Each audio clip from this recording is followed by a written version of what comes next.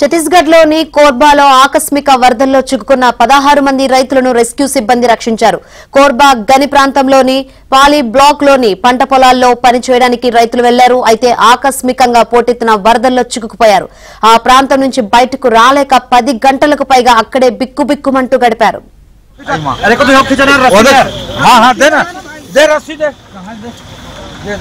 चल देख बे फिसल बे जान धीरे धीरे चल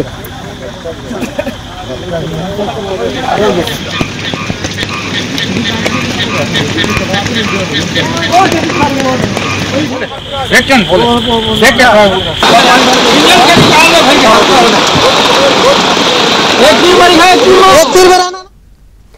విషయం తెలుసుకున్న సహాయక బృందాలను రైతులు తీవ్రంగా శ్రమించాయి. భారీ వర్షాల కారణంగా రైతులు వరదల్లో చిక్కుకున్న ప్రాంతానికి త్వరగా చేరుకోలేకపోయారు.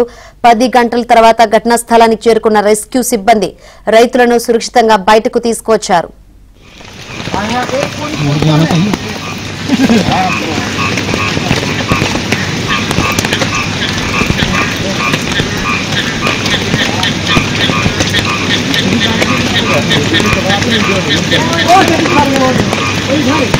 Oh,